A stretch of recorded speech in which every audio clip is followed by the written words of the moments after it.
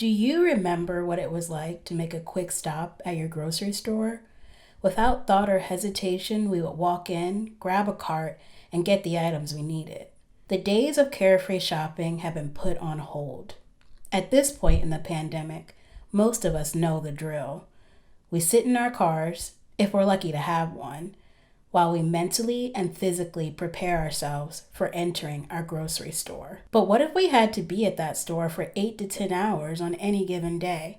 What if we had to come in contact with hundreds of people over the course of a week? Local West Philly food co-op, Mariposa, is doing its part to prevent the spread of the coronavirus by putting the needs of staff and shoppers first. When we first started implementing some safety measures, like limiting the amount of shoppers in the store at a time, I would say I was doing the majority of what we call door duty, which was keeping the doors locked, opening the doors for one shopper at a time.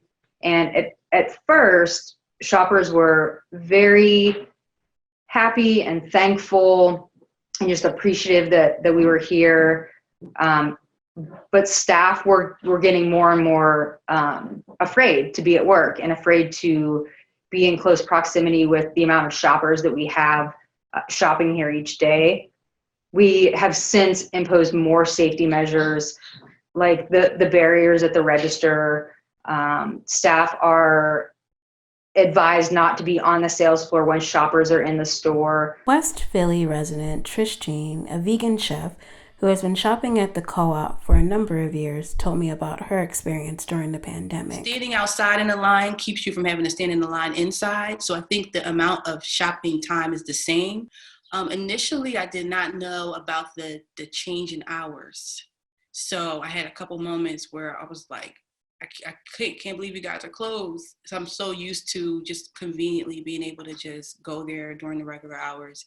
And the regular hours were always so long, like 8:30 a.m. to 10 p.m. or something like that. So, I just love always being able to just go there anytime. I feel safer there than any other store right now. I just don't see anyone taking as many precautions as they are. These days, the only times most people leave their homes is to go to stores like the co-op, and interfacing with people used to be a big part of their jobs.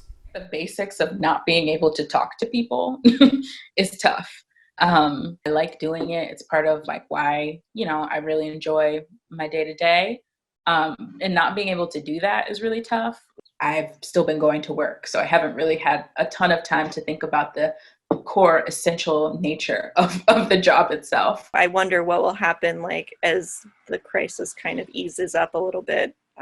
Will this industry still be as valued? I think when all of this stuff first started happening, there was this widespread community sense and support, and everyone, a lot of folks being like, we really appreciate you, and that was nice, but don't want that to be superficial. We all are a little scared right now and having to change our lives, and being so close to so many people each day is kind of terrifying, to be quite frank. I think now more than ever, people are trying to support their local small businesses, especially local food.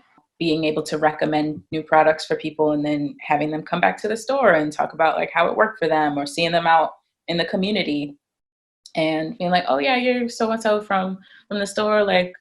You gave me some castor oil. It was great. That's cool.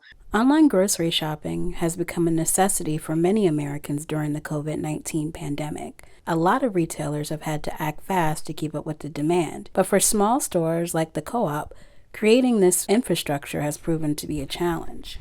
The amount of people going to our online ordering website in just 2 days is more than our website would receive in a week. We were doing between 150 and 200 orders a day.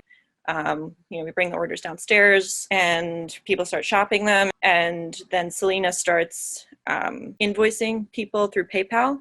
Megan is making sure people have paid. I'm kind of working customer service if something is wrong. And so that's kind of where I come in. Calling people who are planning to pay with EBT. We can't take payment over the phone, so we allow people in as the only shopper to complete their transaction in the store. It's an all-day thing. I work almost 10 hours most days. With having a new focus on online demand while trying to keep prices affordable, the store also faces obstacles with vendors in the supply chain. I want to make sure that people have access to what they need, but while also ensuring quality. You don't really think about just how essential it is for folks to come in and buy hand soap until it's hard to get. I don't want folks to panic buy. Maybe some adjustments on, a flavor that you normally buy or a brand that you normally buy. Pickup for last name Martin.